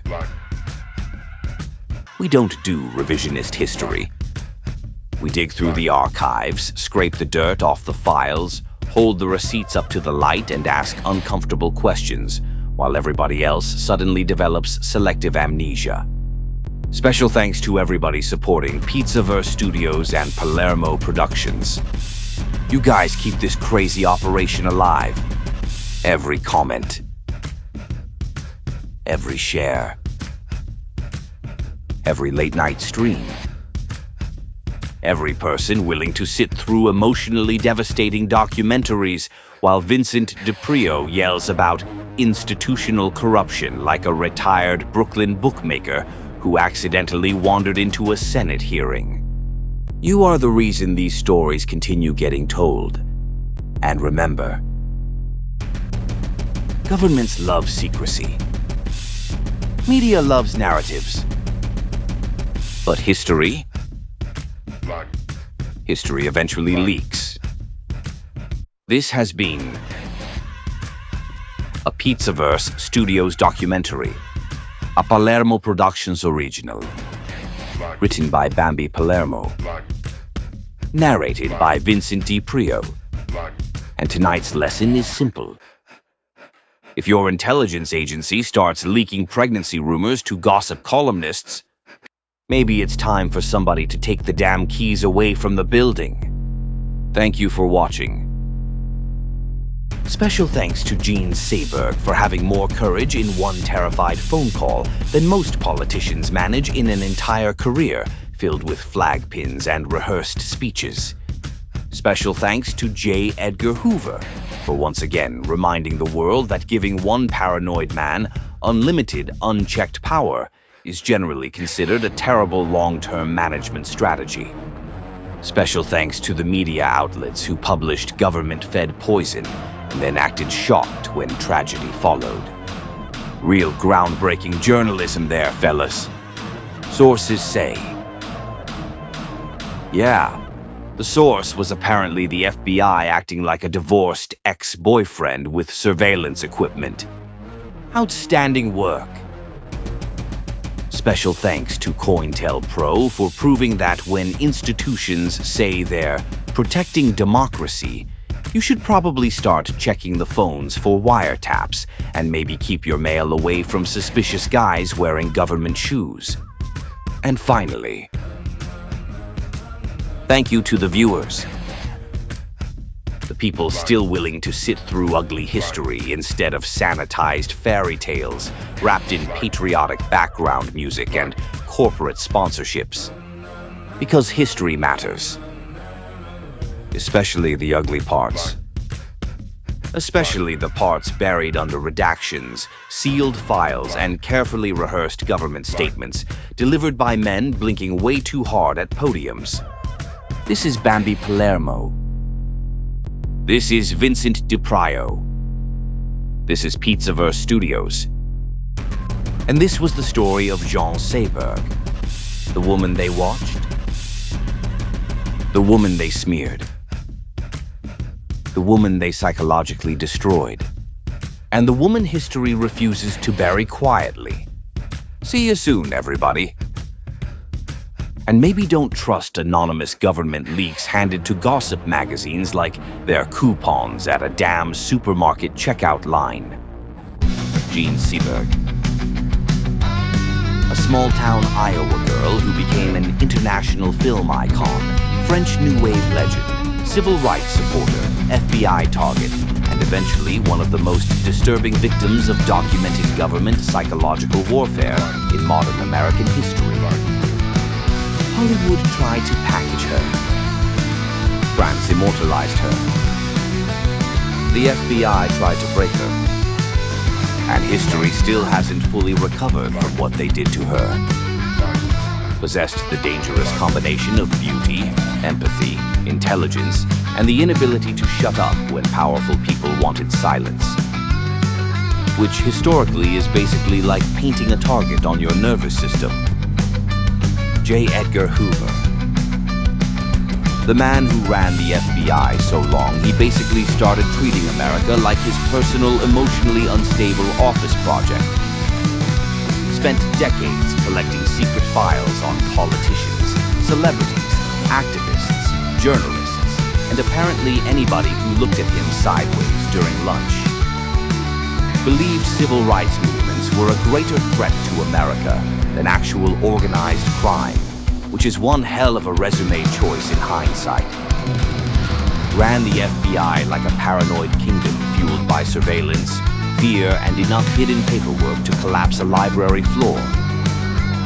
If institutional anxiety could wear a suit, it would look exactly like Hoover. Romain Gary. War hero. Diplomat, novelist,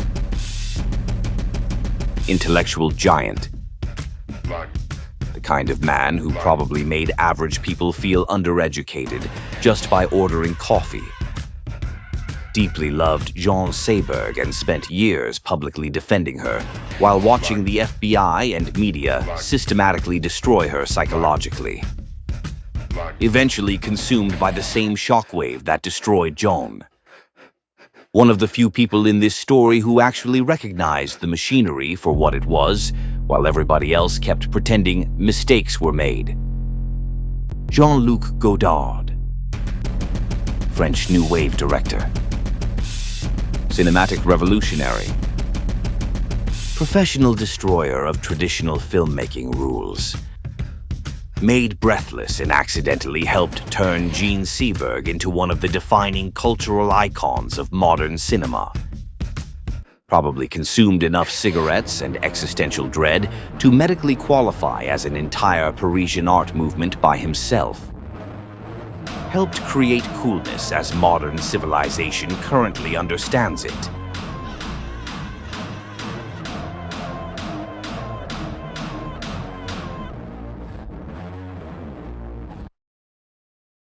Pizzaverse Studios public service announcement. Bambi derangement syndrome. Every year, thousands of internet users suffer from a rapidly spreading condition known as Bambi Palermo derangement syndrome, or as medical professionals call it, why the hell are you so obsessed with this woman? Symptoms may include refreshing Facebook every 11 seconds, screenshotting live streams like FBI evidence, writing angry paragraphs at 3:14 m.m., creating fake accounts with names like Becky G, Totally Not Jealous 1977, becoming emotionally unstable after seeing somebody drink espresso and mind their business, and experiencing severe psychological distress anytime Bambi Palermo appears happy. Researchers believe the condition begins when the affected individual spends too much time online and slowly replaces hobbies, friendships, sunlight, and emotional maturity with internet obsession. In advanced cases, patients may begin monitoring every live stream, counting likes and comments like casino accountants, arguing with strangers about people they've never met, or speaking the phrase, "She thinks she's famous," approximately 94 times per week. Warning signs include unexplained jealousy, chronic bitterness, fake positivity masking deep rage, and a terrifying inability to simply scroll past content they dislike like a normal human being. Doctors describe the condition as a full psychological hostage situation caused by social media exposure and untreated envy. Dr. Christian Zentilli, many patients convince themselves they're exposing somebody, when in reality they're just spending 8 hours a day staring at another woman's profile while their laundry rots in the dryer. But there is hope. With proper treatment, many sufferers eventually recover and return to normal society. Recommended treatments include touching grass, drinking water, developing real-life goals, logging off Facebook for more than 17 consecutive minutes, and learning that another woman existing online is not a federal emergency. If you or somebody you love suffers from Bambi Palermo derangement syndrome, please seek help immediately. Because the internet was never supposed to become your entire personality. Brought to you by Pizzaverse Studios. Documenting internet madness so future historians don't have to.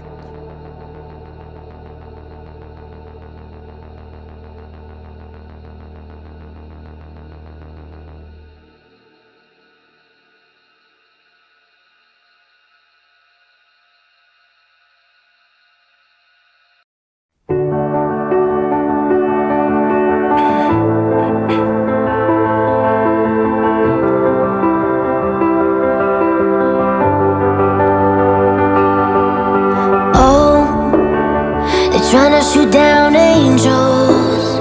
They're tryna pull their wings off so they can't fly. And oh, but she's so brave though, just like a tornado. She's taking us by storm. You can't stop the girl from going. You can't stop the world from knowing. The truth will set you free. Oh, you can't stop the girl from going. You can't stop the world from knowing. The truth will set you free. Oh, you can't stop the girl. They're tryna take our voices. They're tryna make our choices. So we scream loud, loud, loud. And oh, I know you feel the lightning, and it's so exciting. So here we go. You can't stop the girl from going. You can't stop the world from knowing. The truth will set you free. Oh, you can't stop the girl from going. You can't stop the world from knowing. The truth will set you free. Oh, you can't stop the girl. You can't stop the girl. You can't stop the girl. No, you can't stop the girl.